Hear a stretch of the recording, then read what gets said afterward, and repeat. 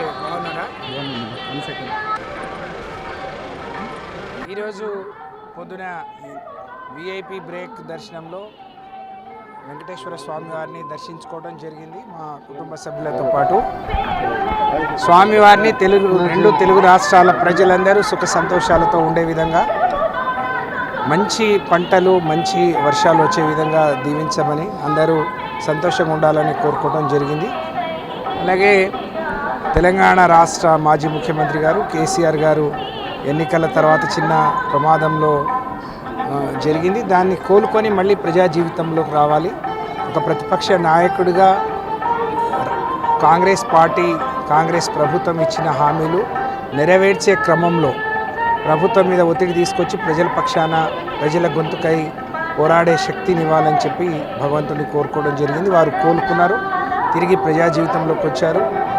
కాబట్టి స్వామివారికి మొక్కులు చెల్లించుకోవడానికి రావడం జరిగింది. నేను ఎమ్మెల్సీగా ఉన్నాను. మా పార్లమెంట్ అభ్యర్థి నిన్ననే ప్రకటన జరిగిపోయింది. కాబట్టి ఇంకా ఎమ్మెల్సీగా ఇంకో 14 నెలల టెన్యూర్ ఉంది. నేను పోటీ చేయడం లేదు. ప్రజలు పక్షాన పోరాటం చేసి 2028 ఎన్నికల్లో తిరిగి పోటీ చేయాలని ఆలోచనతో ఉన్నాను.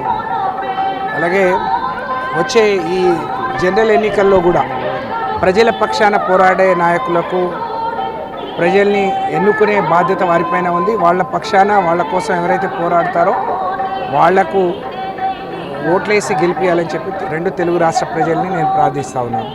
ఎంపీ ఎలక్షన్లు ఎలా ఉండబోతుంది? రానున్న ఎమ్మెల్యేల సీట్లు కూడా కొన్ని ఇవైనవి బీఆర్ఎస్ తరఫున. ఎంపీ ఎన్ని సీట్లు దాకా కైవసం అవ్వచ్చు? మా సిట్టింగ్ సీట్లు కైవసం చేసుకునే ప్రయత్నంలో ఉన్నాము. కాంగ్రెస్ పార్టీ ప్రజలకు అధికారమే పరమావధిగా, అధికారంలో రావటమే లక్ష్యంగా అనేక హామీలు ఇచ్చారు.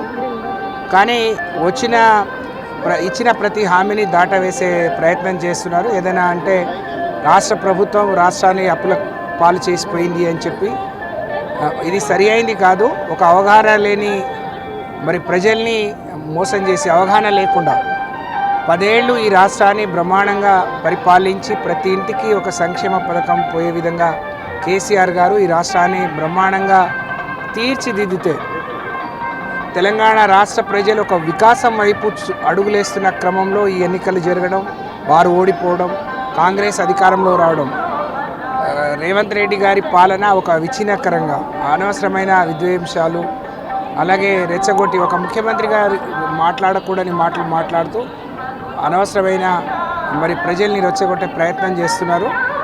మీరు ఇచ్చిన హామీలను చిత్తశుద్ధితో పూర్తి చేయాలి, వాటిని అమలు చేయాలి అని తెలంగాణ రాష్ట్ర ప్రజల పక్షాన నేను కోరుతా ఉన్నాను. మీరు అప్పుల కుప్ప ఉంది అని అవగాహన లేకుండా 10 ఏళ్ళుగా ప్రతి బడ్జెట్లో వచ్చే రాబడి గురించి కానీ, మేము ఖర్చు పెట్టిన తీరు కానీ, ఉన్న అప్పులు కానీ వారికి తెలియకుండా మాట్లాడటం చాలా శోచనీయం. అవన్నీ మానుకొని, అంటే అప్పులు ఉన్నాయి లేకపోతే ఇబ్బంది పెట్టిపోయిండు అని చెప్పి దాటవేసే ధోరణి చేయకూడదు. మీరు వచ్చిన వెంటనే క్యాబినెట్లో చట్టం తీసుకొస్తాం, 6 గ్యారెంటీల మీద అన్నారు. ఇప్పటికే ఒక గ్యారెంటీలో ఇచ్చిన పూర్తి హామీని కూడా 2500 రూపాయలు ఒక మహిళకి ఇస్తా అన్నారు. మహాలక్ష్మిలో ఆర్టీసీ ఉంది కాబట్టి అందులో ఉచితంగా ప్రయాణం ఇవ్వటం, కానీ 500 గ్యాస్ కూడా క్లారిటీ లేకుండా ఇచ్చారు.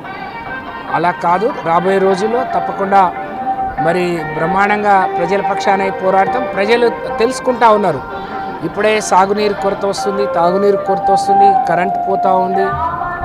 ఎక్కడ ఇంటరప్షన్ లేకుండా చక్కటిగా 24 గంటలు ఉచితంగా రైతులకు కరెంట్ ఇచ్చిన ఘనత కేసీఆర్ గారిది.